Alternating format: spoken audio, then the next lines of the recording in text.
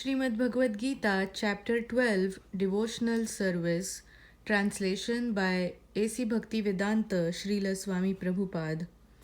Arjuna inquired, which are considered to be more perfect, those who are always properly engaged in your devotional service, or those who worship the impersonal Brahman, the unmanifested? The Supreme Personality of Godhead said, those who fix their minds on my personal form and are always engaged in worshipping me with great and transcendental faith are considered by me to be most perfect.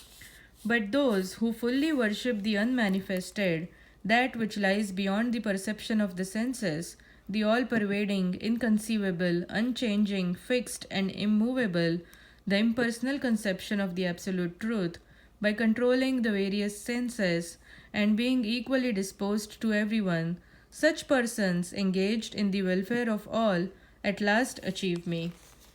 For those whose minds are attached to the unmanifested, impersonal feature of the Supreme, advancement is very troublesome.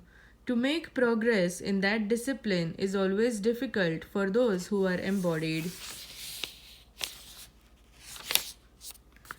But those who worship me, giving up all their activities unto me, and being devoted to me without deviation, engaged in devotional service, and always meditating upon me, having fixed their minds upon me, O son of Prutha, for them I am the swift deliverer from the ocean of birth and death.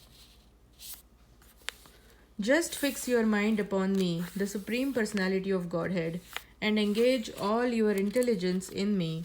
Thus you will live in me always, without a doubt. My dear Arjuna, O winner of wealth, if you cannot fix your mind upon me without deviation, then follow the regulative principles of Bhakti Yoga. In this way, develop a desire to attain me. If you cannot practice the regulations of Bhakti Yoga, then just try to work for me, because by working for me, you will come to the perfect stage. If, however, you are unable to work in this consciousness of me, then try to act, giving up all results of your work, and try to be self-situated. If you cannot take to this practice, then engage yourself in the cultivation of knowledge. Better than knowledge, however, is meditation, and better than meditation is renunciation of the fruits of action. For by such renunciation, one can attain peace of mind.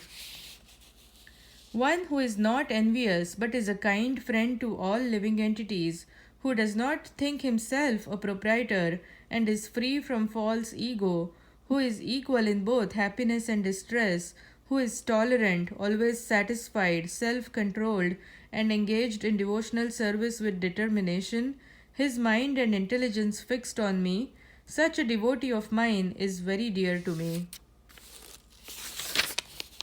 He by whom no one is put into difficulty, and who is not disturbed by anyone, who is equipoised in happiness and distress, fear and anxiety, is very dear to me.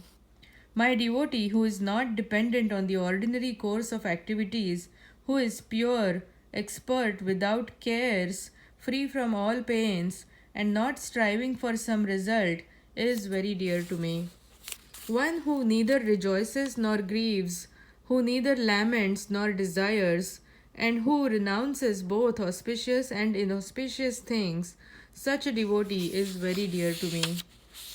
One who is equal to friends and enemies, who is equipoised in honor and dishonor, heat and cold, happiness and distress, fame and infamy, who is always free from contaminating association, always silent and satisfied with anything, who doesn't care for any residence, who is fixed in knowledge, and who is engaged in devotional service, such a person is very dear to me.